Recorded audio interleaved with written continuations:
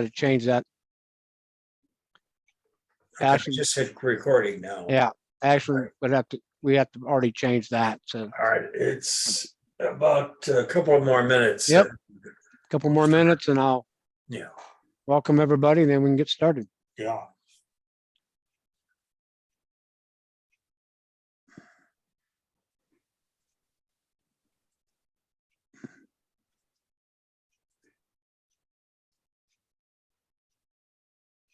Okay, There they come. Susan Malden.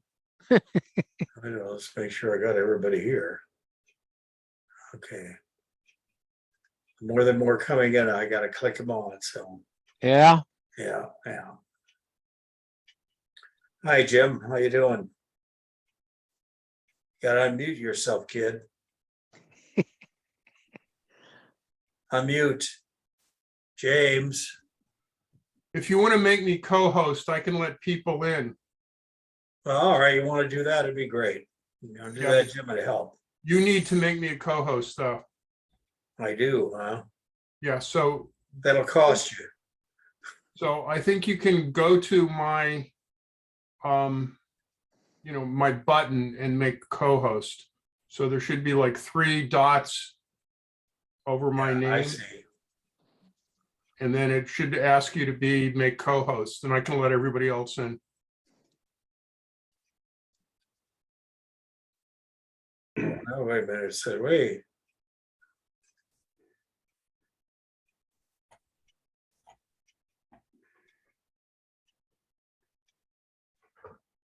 Oh, I thought I just did, but he had a different name there. Also, I think on your right-hand side, you should have a list of all the attendees. I think you might be able to do it that way. Let me see here. I had those 3 dots here that you asked me to hit. Here, start. If you click on those 3 dots, Pardon? if you click on the 3 dots under my name, I think it says make co-host. I did that, but it had a different name other than yours. Let me just do it through. All right. Okay, don't worry about it. Did you get it? No, I'm still not co-host. Wait a minute.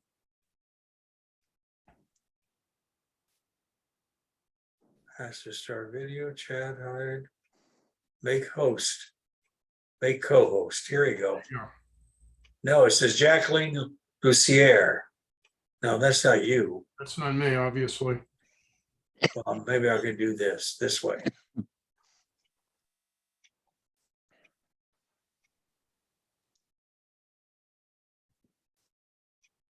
No, don't worry about it. Let's not worry about that. Right Okay, now, don't worry about it then. start the program. Okay, 3 people. All right. Just a minute here.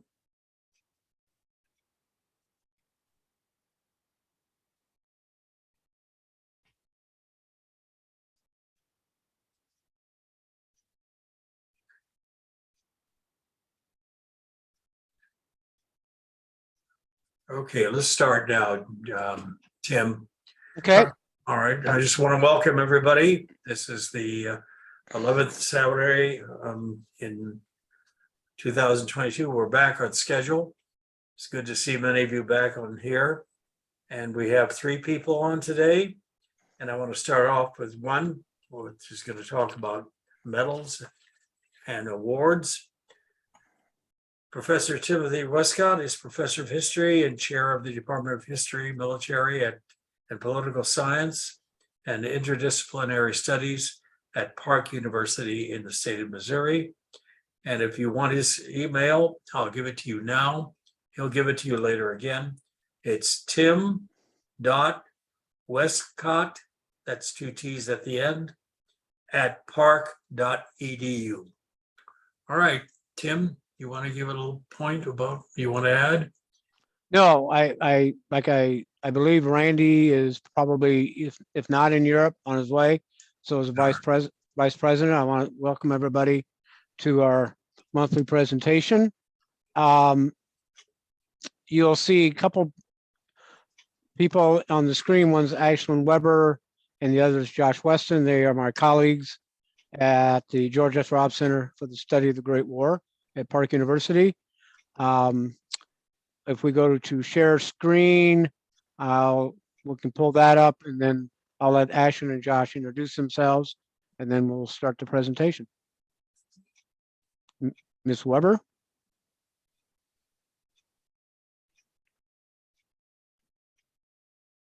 Everybody see everything okay? Slide is up? Yes, it's very clear. Perfect. So I'm going to go to the next slide here.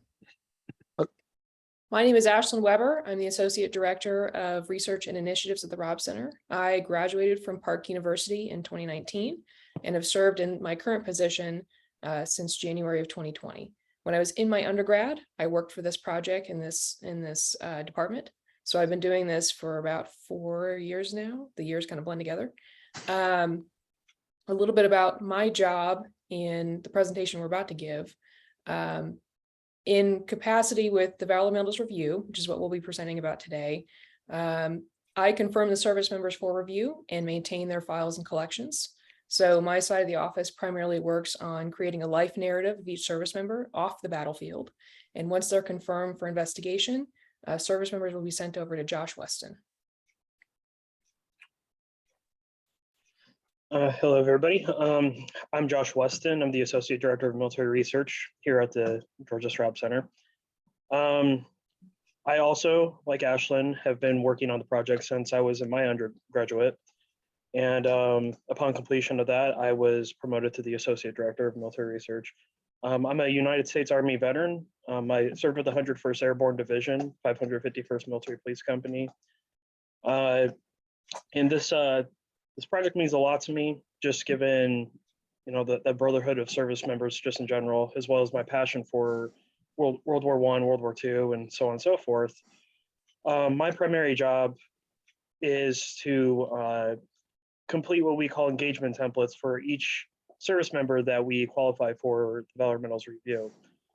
So I have to bear the burden, if you will, of proving to the Department of Defense that each service member that we qualify for research deserves the Medal of Honor by providing accurate and objective research that has to do or is specific to each engagement. So there's a lot of research, not only just military research for the United States, but also for the French and German armies as well. And so we conglomerate all of our information and send it up to the Department of Defense to meet modern criteria for the Medal of Honor. So the building on the previous slide is, I guess, our home. It's an 1840 structure that at one point was the home to our founder, George S. Park. And it was moved in August of 2019 to make way for a new business building. We occupied it June, July of 2020. Previous to that, we were literally underground.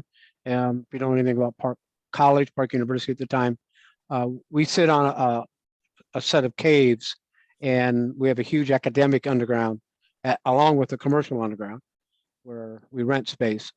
So at one point, we were literally underground in offices. So, but the other thing our team is made up of are, and you'll see Robb Center, Park University there, current history majors, either in our program of history or our program of military history. They are paid interns. And then we have a phenomenal working relationship with the Park Hill School District, and literally Parkville, Missouri is in the Park Hill, where there's a professional studies program. And they have students that will spend a semester or a year with us. Actually, Grace Weinberger, as you see there, she spent a year with us and then comes back every summer, to research. So we have a very good team, very mixed team, and it's a good perspective for history majors. And actually, Martin Tyler there, he was part of the Park Hill District program last year, became a student at Park University this year, and is remaining on staff. So we have some seniors, juniors, freshmen, and we try to do that so we have continuity, that we're not training everybody every year for the research. Particularly, research can be spread out. Okay, Ashley. George S. Robb was a 1912 graduate of Park College at the time, and will volunteer to serve in the United States Army. He eventually becomes a lieutenant in a company for the Harlem Hellfighters. So he is a white officer of African-American troops. He is a recipient of the Medal of Honor for actions in September of 1918. And on a side note, we have two Medal of Honor recipients. We have George S. Robb, and then for all of you Army veterans, our other Medal of Honor recipient is, in our case, was Captain Lewis Millett, eventually becomes Colonel Millett, from World War II, Korea, and Vietnam.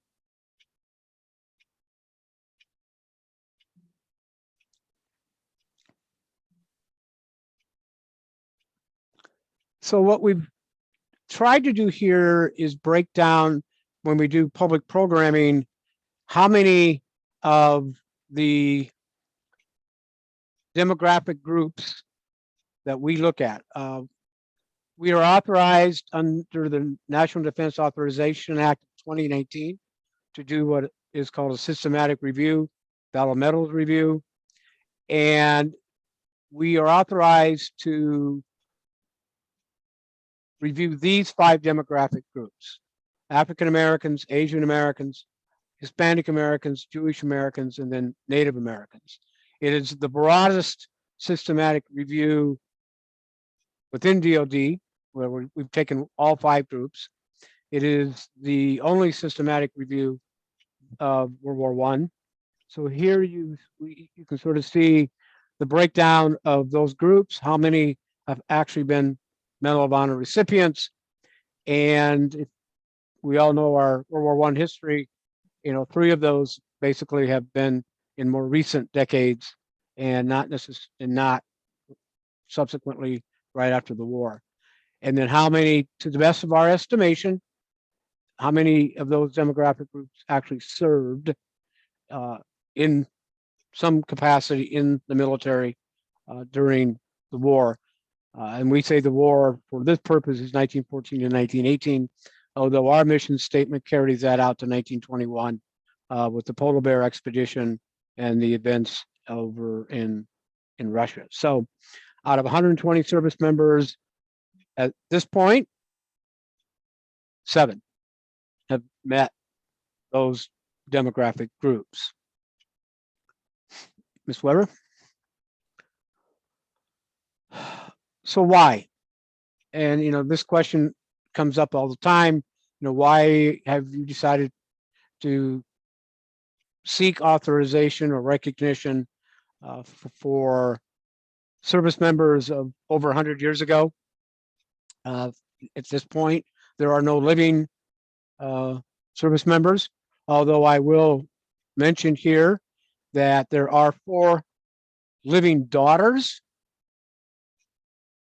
of our service members, of the ones we have mentioned now. So there are 4 daughters. They are 3 are within the demographic groups of African Americans, and 1 is within the Asian American demographic group. So this is what drives us every day. Is our research and dissemination of that research resides in the belief of, fairness, impartiality, uncovers the unrelenting malice of sociological, cultural racism, and in anti-Semitism. Responsibility to tell the stories of World War I veterans who have been ignored, diminished, and cheated by their military service. We believe we fight on the behalf of those service members, stands on the ideal that their service deserves fairness, and particularly a fair examination within a very candid light. And some of us look at that phrase pretty carefully. Historical narrative that exaggerates the good and ignores the longer acceptable, and then our commitment to give a voice to those that were not allowed one. And if you look at, at least 4 of the demographic groups that we're looking at, that becomes very important to us, is that voice.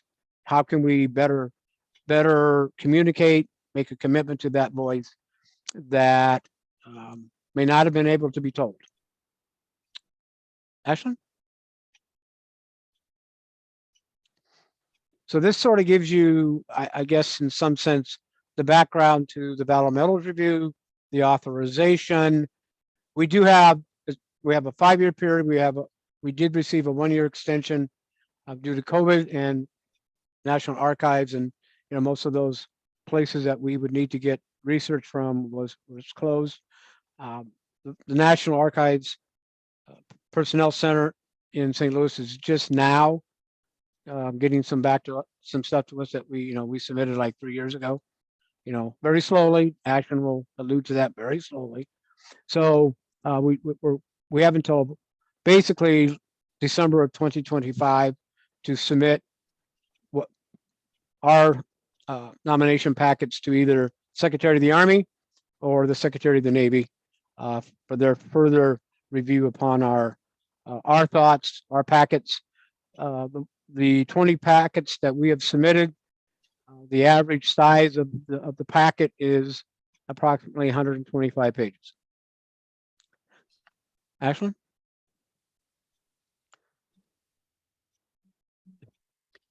So here's the current breakdown of service members who qualify for investigation. In order to be a part of the Valor Medals Review, one, they have to be a member of one of these 5 minority groups.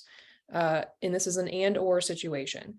They received the Distinguished Service Cross / Navy Cross, and/or they received the French Croix de Guerre with Palm. There are different levels of the Croix de Guerre. We only look at one. And/or have archival evidence suggesting a Medal of Honor recommendation or nomination. Some have all 3. Some have a combination of 2 or 1. For the most part, a majority of our service members are United States Army veterans, 197 out of 214, I believe. So obviously we have Army, we have Navy, Marine Corps, Army Air Corps, Navy Air Corps, and hopefully this list will stay about this number. 214 has fluctuated greatly since 2018 when we started working on this. Service members are confirmed in a variety of ways. So like I said, they have to qualify. Finding them is the hardest part of my job. Some are famous in their own right. Marcelino Cerna, Julius Ox Adler, Otis Leader, Frederick Reef Cole are all famous. Others you run into while searching through private or public collections. One of the earliest collections I was going through was pamphlets from the Jewish Legion of Valor Association, which no longer exists under that name. Newspapers, books, E.J. Scott's The American Negro in the World War is a great resource for both Josh and myself. But again, sometimes it's word of mouth. We've had people in the past that have contacted us about individuals. That happens rarely. Most of the time, we operate kind of in our own little sphere. A lot of our research is done with public collections, especially since COVID. We can't get ourselves to the National Archives or state archives or even county archives. But after many years of calling and emailing anybody I could find, sometimes, like I said, there are organizations that will call us and inform us of people. So that's kind of a really general breakdown as to what these service members look like.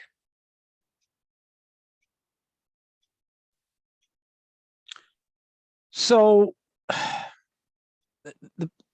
this whole process began almost 10 years ago in a roundabout way regarding a colleague of mine in New York at New York University, and he was working with some individuals in the state of Maryland regarding trying to get Sergeant William A. Butler there on the page that you see, elevated from Distinguished Service Cross to the Medal of Honor. And it was a relatively slow process, getting some resistance from one congressional representative. And so as this individual was working on a book in the National Archives, he came across this document. And this is one of those documents Ashlyn mentioned that it can be one of those and/or things. This is a actual original document in the National Archives. This is a Medal of Honor recommendation. You will see at the top part of this letter, nomination is the Medal of Honor recommendation for our George S. Robb. So this is what Robb receives, becomes a recipient of. On the same piece of paper, right at the bottom, you can see it there, is a very similar written recommendation for Sergeant William A. Butler. You can see that, to be relatively blunt, Robb is white, Butler is African American.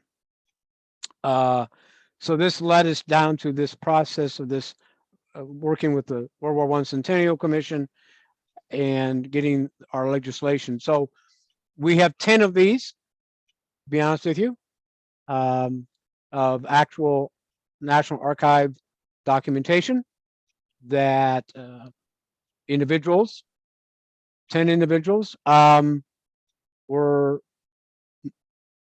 not recommended, nominated, however you want to say it, for the Medal of Honor, for their acts of valor, subsequent, right, in that short period of time after the Great War. So this is one of those cases where we're very proud of this in some sense, that, you know, we have our own Robb, but in the fact that, you know, he was a white officer of, you know, colored troops, African American troops, on the same page that his nomination is, was a or an African American from that point. If you would happen to see or look at all 10 of the nominations for the other individuals, you will see in the left hand margin in red, downgrade to DSC, downgrade to DSC, downgrade to DSC. You know, from that point. So, Ms. Weber. So Josh and I are going to take you through about 5 service members we put up here for you all to look at.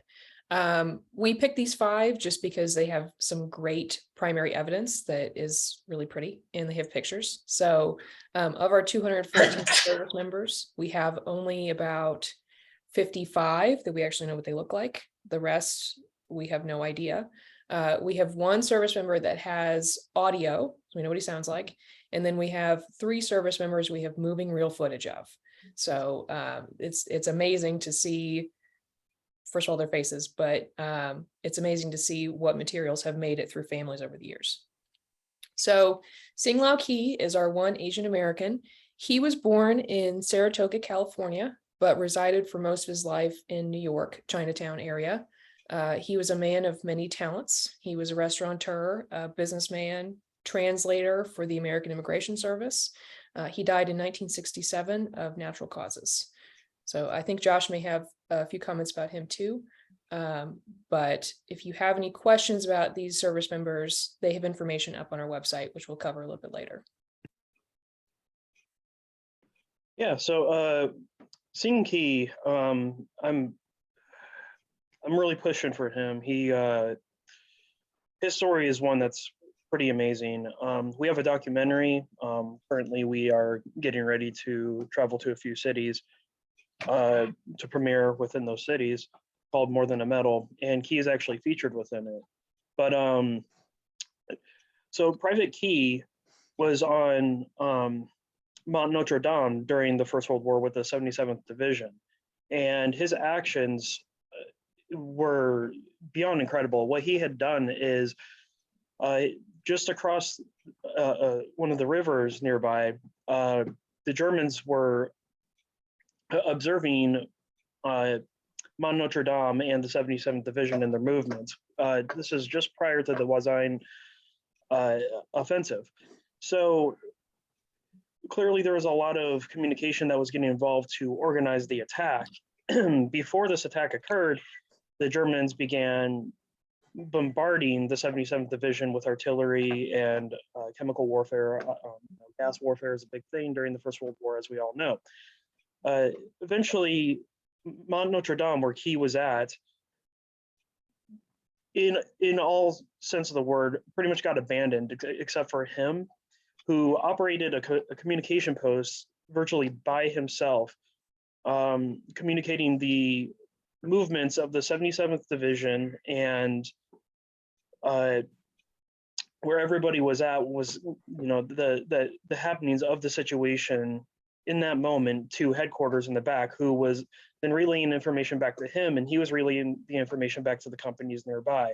So he was essentially organizing, if you will, the upcoming attack by himself, despite being gassed and overcoming high explosive artillery that was just falling on him at an insurmountable rate. So Key's actions definitely, I think, go above and beyond the call of duty. Everybody else had left the mountain because it was just so intense, but Key manned his post despite everything he was being subjected to. And I think we can't praise him enough for his actions, because without what he did, I truly believe that the 77th would not have been ready and organized for the upcoming Wazane offensive. His daughter is one of the 4 still living.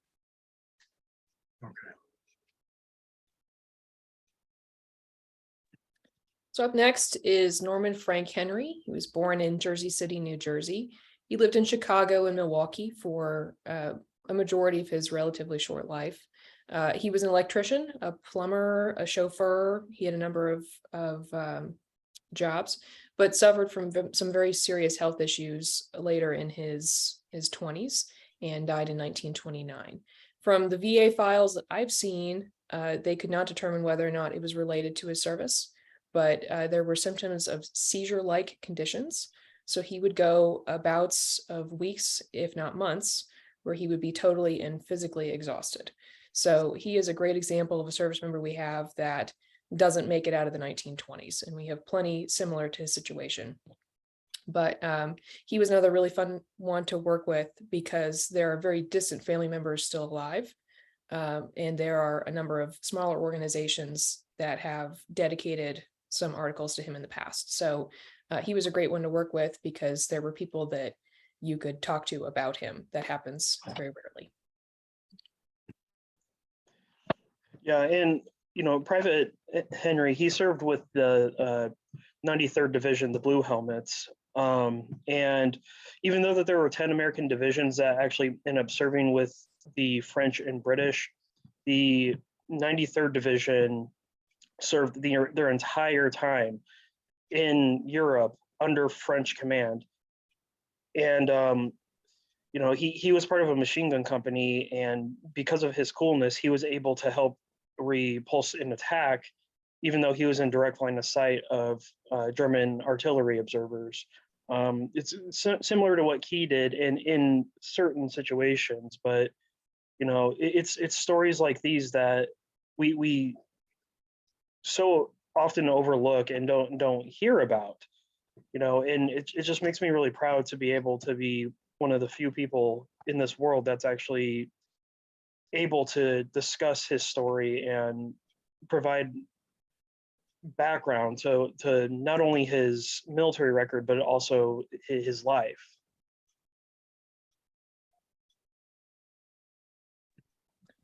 So McGuire is one of the individuals that we have moving real footage of him receiving his DSC.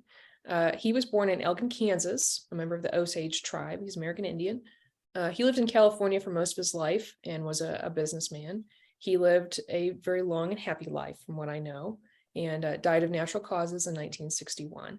He's one of the very few we have that, well, he may be actually the only one we have, that is with an ambulance corps. Yeah,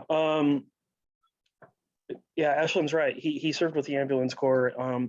He was actually, his actions in particular, he kept going back and forth between the lines and going back to the medical stations and the field hospitals behind the lines under direct artillery observation. His ambulance actually ended up getting hit by German artillery, and he received wounds from it and was unconscious for some period of time. We're unsure how long exactly, but he ended up returning to his unit a little bit bloodied up, as one would have imagined. And from what we can tell, he he shows up just like nothing happened whatsoever. I mean, I don't know if he was in shock or what, but he saved a lot of guys out there.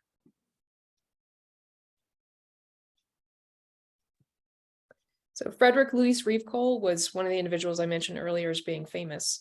He was born in Managua, Puerto Rico, to an affluent family. From what I know, his father's family had a number of sugar plantations. He was the first Puerto Rican graduate of the United States Naval Academy. He was a lifelong member of the U.S. Navy. Sorry. His World War II service is also relatively famous, probably more so than his World War I service.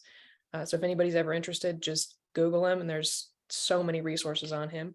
He died of natural causes in 1969. Again, another very long and happy life from what I know. He ended up retiring and owned an avocado plantation. So he doesn't have any children himself, but he is stepfather to a number, and has some great grandsons and nephews still alive.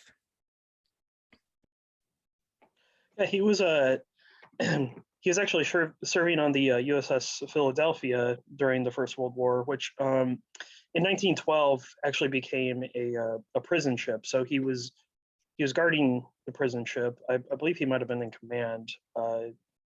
That sounds right. But what had happened is things that we don't hear too often about is kind of what the Germans were doing around the American harbors at the time.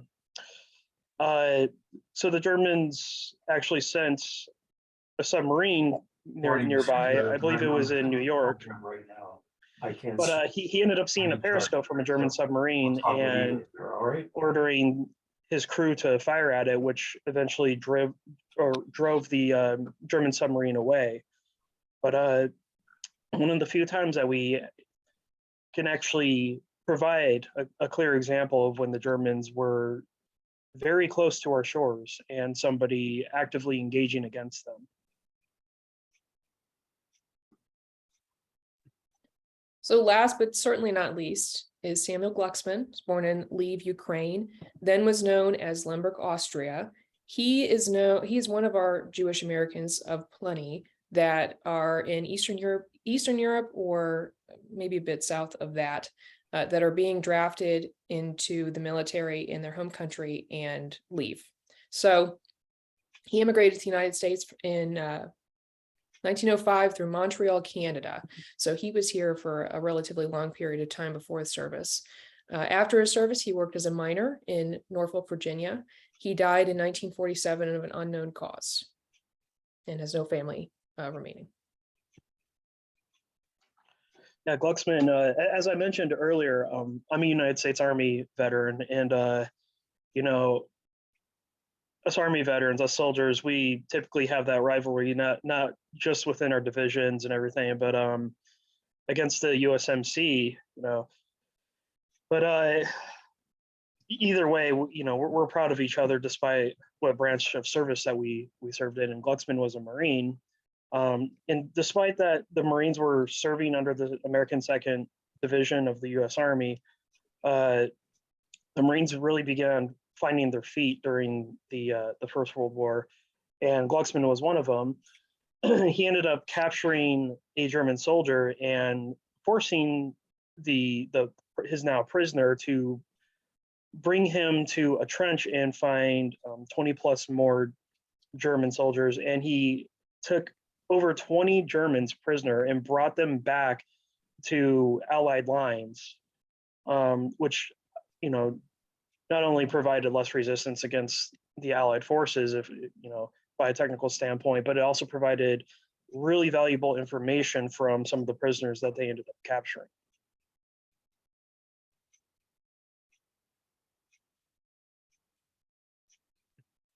So we've already mentioned this a little bit, but our website is gsr.park.edu. We have a full database of all 214 service members. We are very slowly and meticulously putting information on each individual. If there's any kind of delay, it's because either we're not done with research or we're waiting for information. either from the National Archives or from any other source. So I think right now we have about 30 to 35 individuals that have full narratives, service, life, and death. So like I said, we're always updating these, and we like to try to put any photographs or, like I said, moving real footage, any audio that we know that exists out there in the world, and link it on there. Also on this website, we have any other projects we work with through the university. Tim Westcott is the university archivist. So there are other projects that Josh and I work on other than the VMR, but most of the time they're military related. So feel free to go on there and check it out. Like I said, it's always being updated, and hopefully we'll get some more information in there once we get more files from the National Archives.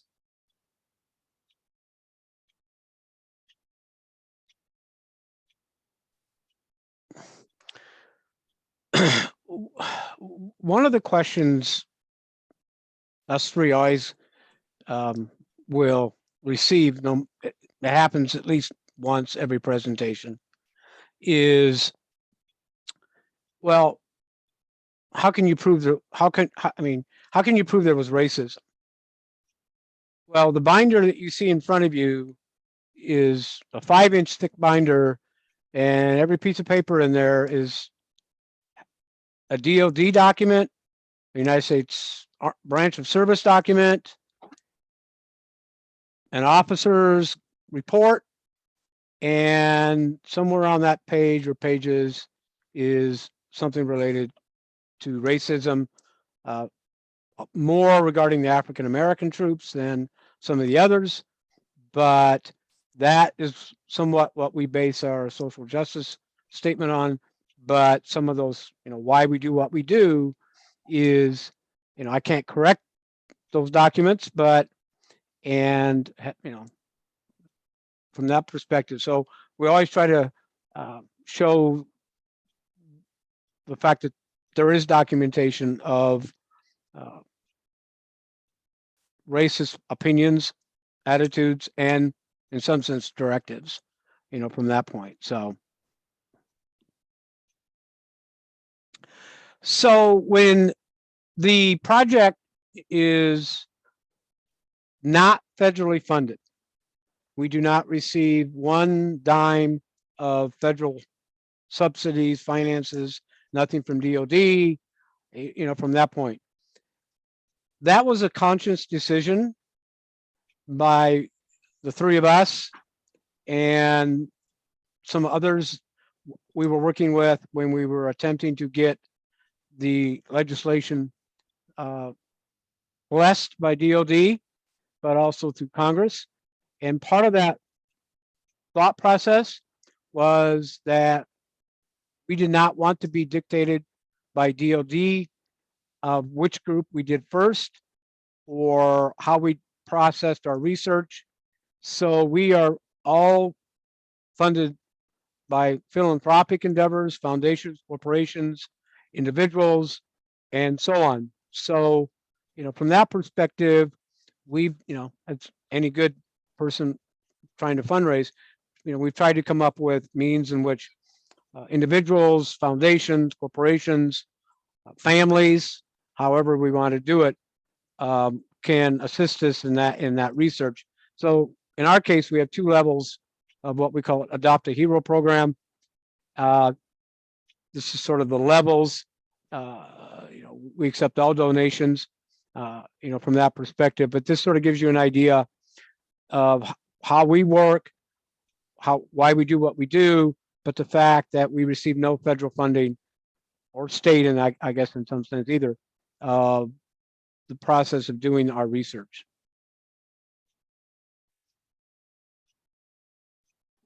Here's sort of a front view, I guess, of the Robb Center from that perspective. What the emails at the bottom, websites at the bottom. If if you're on Twitter, Facebook, we have all that. Josh is responsible for our social media component, from that point. So we always try to, keep things up to date. From that, we don't necessarily post things every day. Sometimes that can be overwhelming, but as we find stuff or we believe like what we're going to do, we'll be out doing some more than a metal screenings. We'll be in DC in October. We'll be in New York City in November. We'll be in Little Rock, Arkansas in November.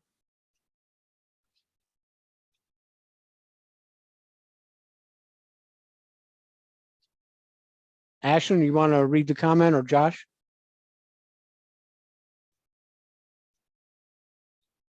Did you see it, Ashley?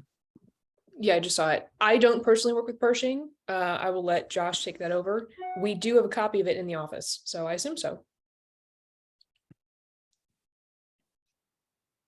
Okay, so the question is asking, excuse me, was my experience in the World War by General Pershing part of the research? Yes. We have, actually, it's a fairly extensive library as part of the center. It is part of the research. It's debatable whether or not some of his experiences were exaggerated or not. But yes, it's one of the things that we take into consideration. I, during my research, primarily work with, like I said, hands-on documents from the division, the platoon, the company, whatever I can get my hands on from the time that I was actually written. I also work with, the French archives as well as German archives, like the Bundesarchiv in Freiburg, Germany has a pretty decent collection. Their military archive is mostly digitized.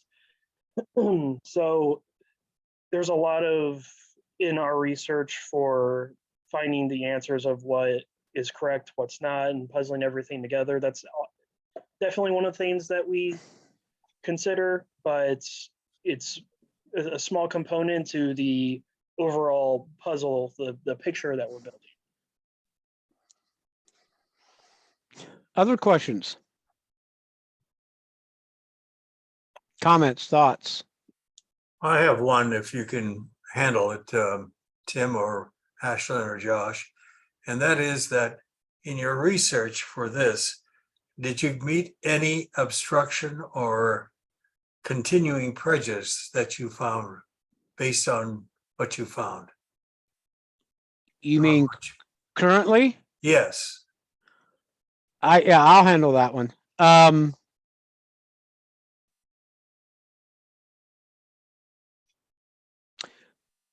We have received communications in multiple means of communications, I would say, that probably I could file in that big thick red binder I just showed you.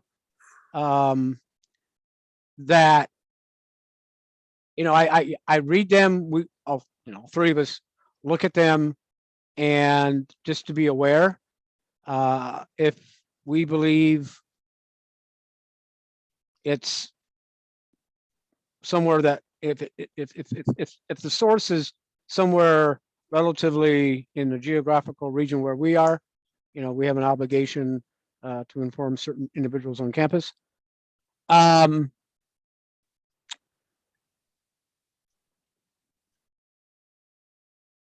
Within DoD, we've worked with two groupings within the United States Army. The first group of reviewers, our relationship, I guess I would just put it very, very cordial, very professional. Okay. Now there's a new group that's taken over for the United States Army. They've been absolutely wonderful. It was just like literally night and day between the two groups of Army personnel. I'm sorry, I'm on a Zoom program. And we've been blessed with that. I mean, we really couldn't ask for better assistance out of the Army's personnel. So yes, we have. We don't necessarily get it as much anymore I know. originally Take started with. But yeah, we are always prepared for that perspective. We take it in stride in some sense from that point. And I believe there were some other chats. Yes, there are. Go ahead, please. Did everybody see the chat? Yeah, which one of you can handle? It's about the French medal. I responded to it. The Croix de Guerre with bronze palm is the equivalent of the American Medal of Honor. Yes. Yes, it is. I have another extension to the question I asked you originally.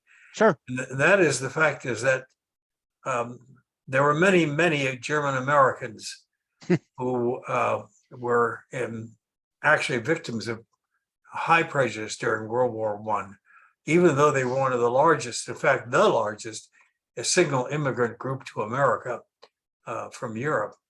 I just was wondering, was any chance of them ever been denied any awards because if they were in the military because of their background? Did you ever find anything like this? The reason I bring that up is my sister-in-law's family were German Americans and their first language was German. And they were in the service in World War I. And one of them succumbed and died there, but in fighting. But it was more due to the Spanish influenza. But nevertheless, I've always heard, and I've been reading occasionally, that some German Americans who were in the American army had to endure some prejudices due to the fact that they were of German background. Have you ever had any studies on this? We have not. I mean, when we were attempting to determine which demographic groups, I guess, we would submit within the legislation, we did initially receive a lot of questions, statements, push to put German Americans and Italian Americans within that group. Unfortunately, the DOD doesn't or didn't at the time call them minority groups. So we redefined. And when you say Asian Americans and Native Americans, those are very, very broadly defined, because Okay. Native Americans, we also include Alaska Natives, and then with Asian Americans, I guess today we'd call them Pacific Islanders. Hispanics would be Puerto Ricans also. So we narrowly defined within, but we got very broad definitions. But we didn't necessarily call out German American, Italian Americans, because DOD did not, from that point. Ashley and Josh, I think unless you've responded, is there some?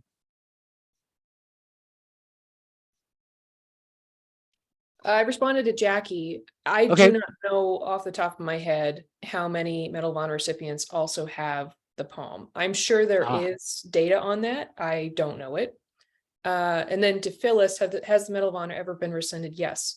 Pre-World War I, there was a sweeping process by the DOD to remove some really old Civil War era Medal of Honors from the official record.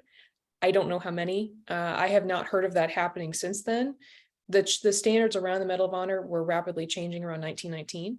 So that's some of the paperwork we also hold is how the standards have changed just up until the war. And then obviously Josh has to deal with from the war to now. But like I said, I don't know of any World War I era Medal of Honors that have been rescinded.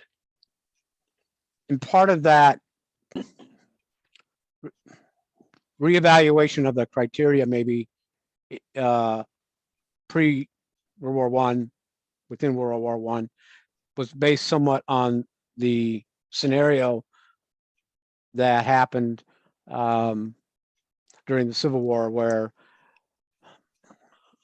basically the Medal of Honor was sort of given out pretty loosely, and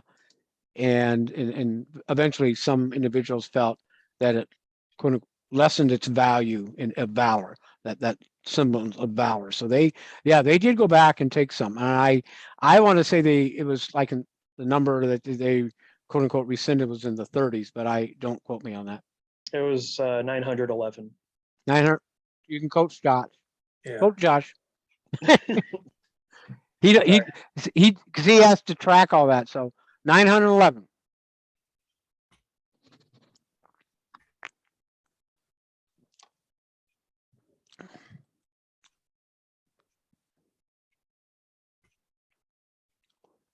Any other? We appreciate the questions. These are, I mean, Yeah, these are. I'd put something in the chat that you checked, U.S. soldiers that fought under French command. What about units of the U.S. Army that fought under British Corps command? Did you check any of the records there? I can get this one, guys. Yep. So we would, if we had anybody who qualified under what the legislation defines of who we can qualify. So unless there was somebody with a Medal of Honor recommendation, which obviously they're not going to get a French Croix de Guerre for serving under the British, but if they had one of the qualifications for it, then yes, we would. However, that has not become the case. So at the moment, we're just kind of, I mean, it would be great to look at British records, and I have from time to time only to kind of get an idea of what was going on in certain sectors. But for individuals themselves, it's unnecessary because they don't qualify when they were under the command of the British. If that makes sense. Yeah, thank you.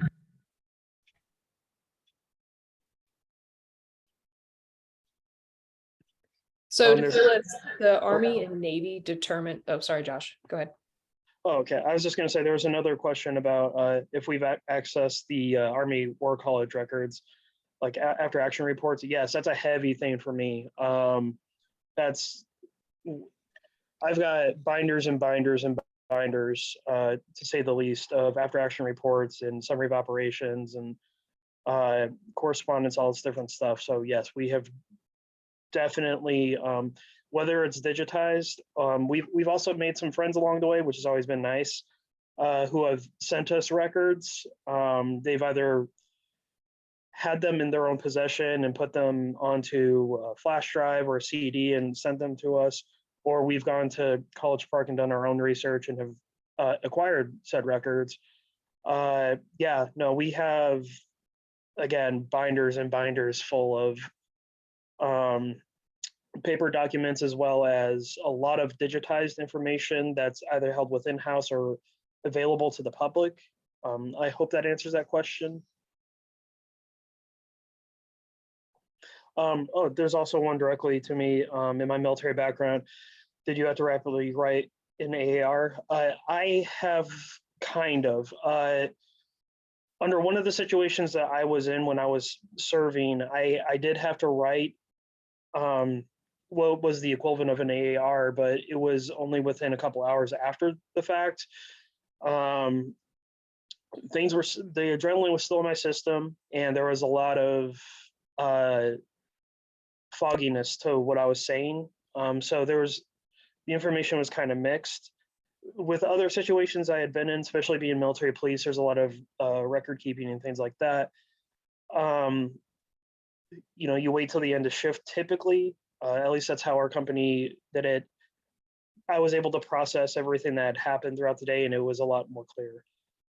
So yeah, when I'm looking through different documents for my research, you can definitely tell the difference between what has been digested in somebody's mind versus they had just witnessed something within the past day or so. The information is very blotchy, and those who could write, because we did have service members that were illiterate, it's the information is kind of like my thought process right now, trying to get the words out. It's back and forth and very difficult to read. And just as another question to all three of you, is in your research during this project, did anything come out that really surprised you or you found unusual?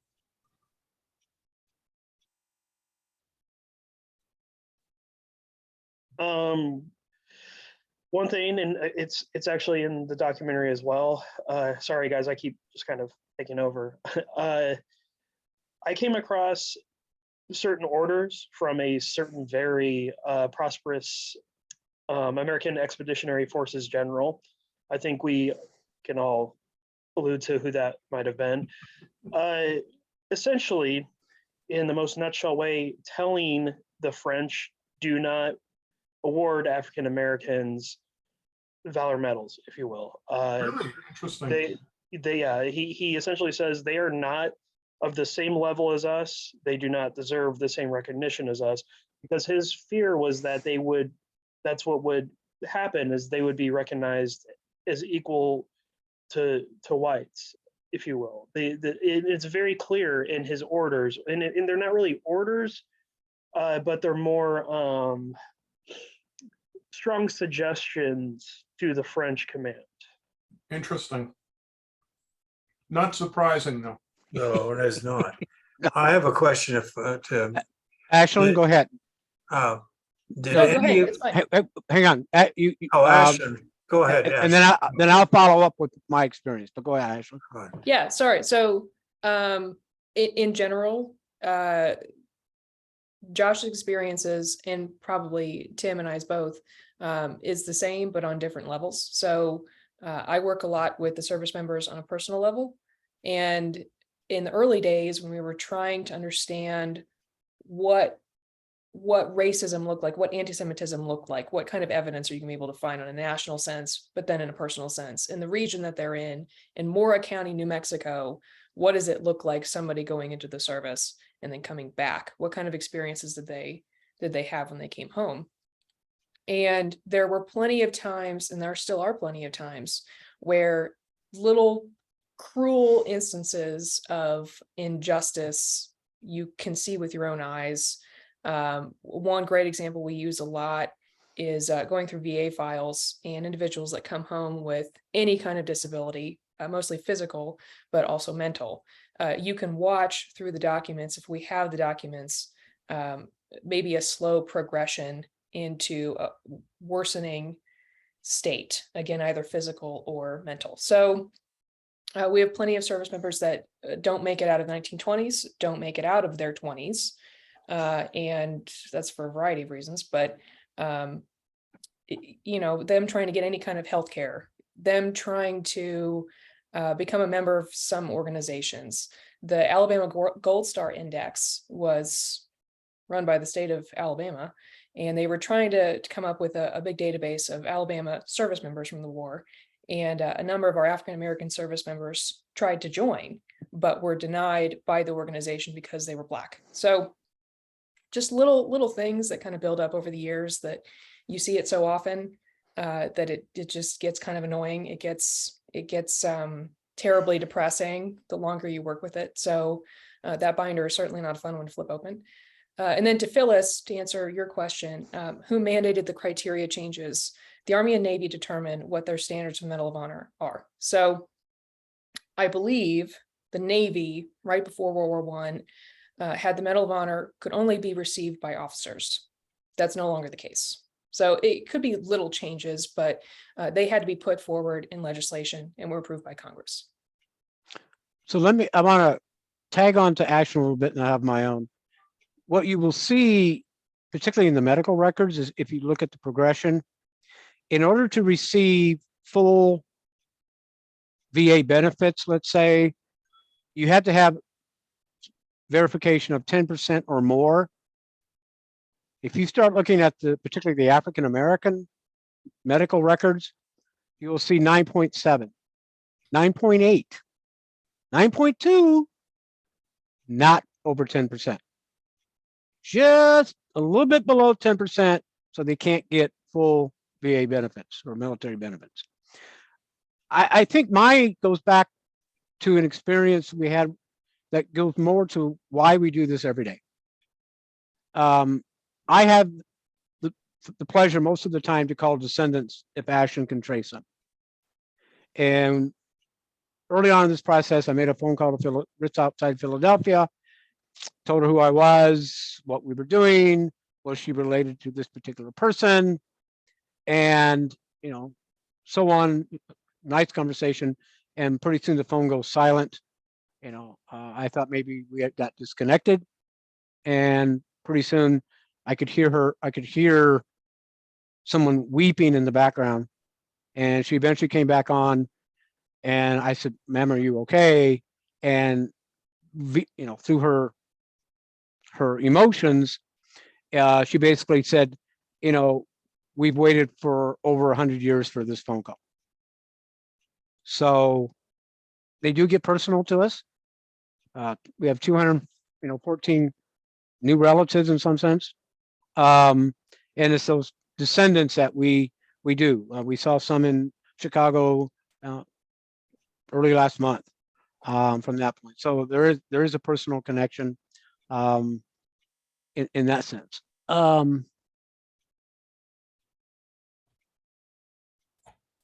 Yes, Phyllis, so far, yes. And we don't, there's no females within the 214 here either. So I believe we are 3 minutes from end of the meeting. So again, I want to, thank everybody for joining us. Yeah. I think Sal has recorded it. So Yes. friends and other board members that aren't necessarily on here can definitely view it. If some of you are coming to Kansas City in November, we will be there. So we can definitely carry on further conversations. If you can bring up further points from that point. So Sal, all yours. Well, thank you very much, Tim, and for Ashlyn and Josh. You did a very great job. In fact, you introduced something I never even paid any attention to, but you certainly make it very, very vital to all of us. As I said, we never end in subjects and topics about World War One. I want to say that I think you did a very, very outstanding job, all three of you, and your research is amazing. I have only one comment. I hope you find more and more information. I had one question, and I want to leave it with you, but you don't have to answer it. Did President at the time, our President Wilson, did he ever meet with any of these three people that you mentioned? But put that in your head. I don't know whether he did or not. But anyway, I just would like to know that, because I just finished my 4th book on Wilson, and so I'm curious whether he did or not. Anyway, thank you all for showing up and for coming. I'm looking for speakers. Okay, everyone? Hey, I need one. Our next one is going to be October 8th. That'll come up before you even know it. So come on, people, come forward. Give me my phone number. I'll give it to you now slowly. 510-570-7668. Burn it in your brain. All right. Thank you all. Thank you all. Have a great weekend. Great weekend. Take Thanks, care. Ashlyn and Josh. Thank you. Bye-bye.